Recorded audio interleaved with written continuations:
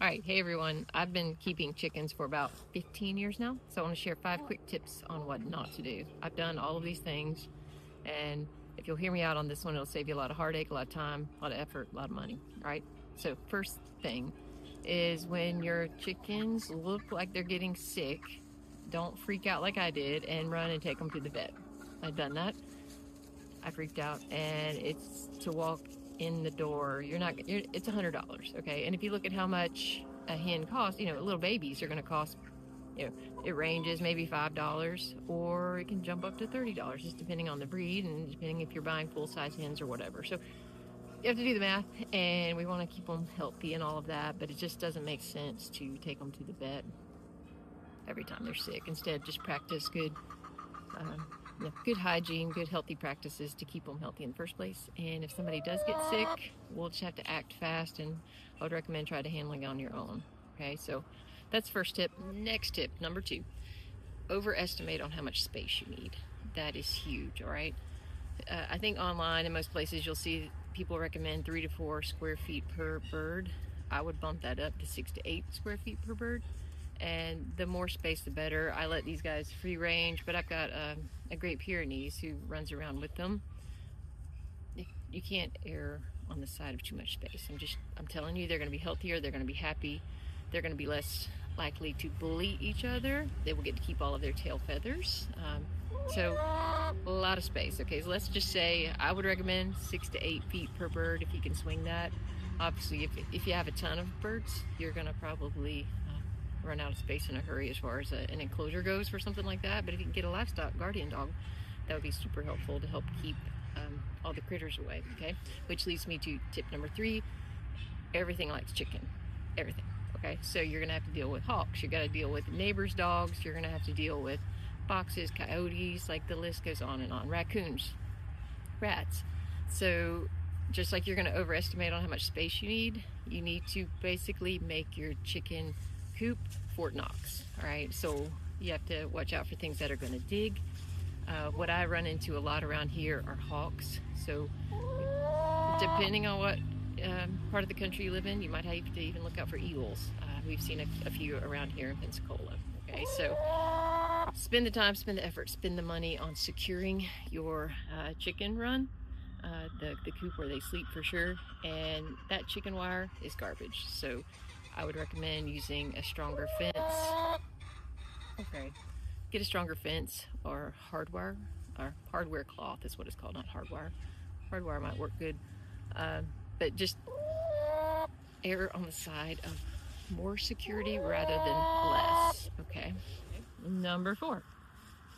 This sounds crazy, but you've got to train them early because their little habits, they will not let go of them. Okay, I'm just telling you, like, little behaviors are going to become habits that will stick with them for a long time. So, for example, if you want them to lay their eggs in a certain spot, you need to do what you can to encourage that. So if you want to buy little fake eggs and put them in the nest, or perhaps leave them in the mornings closed up basically until maybe 9-10 o'clock, something like that, so that you just program them to, hey, here are the nest boxes and this is where you need to go.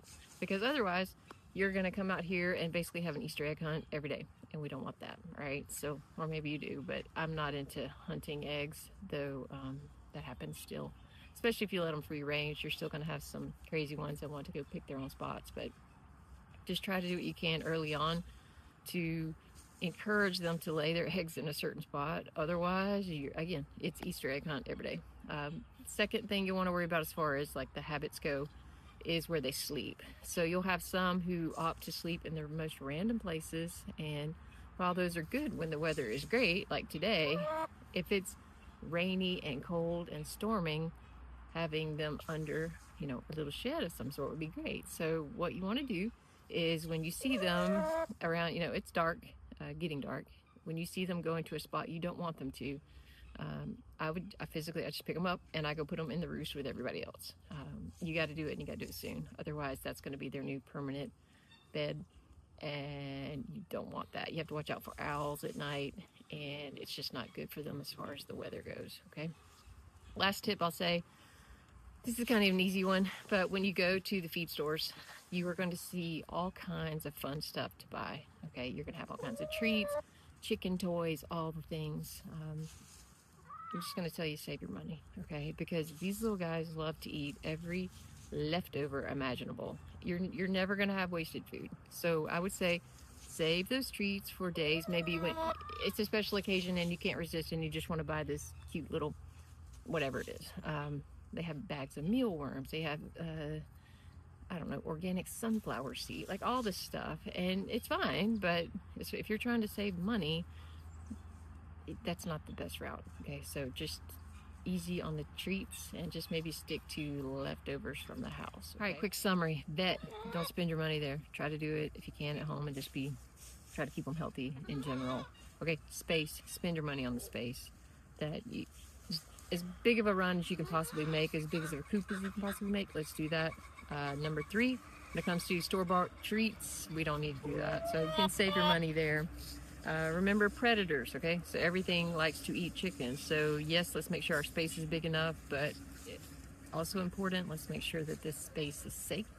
And lastly, whatever habits you want these little ones to keep, make sure that's what we reinforce, okay? So watch the vet bills, watch the treats.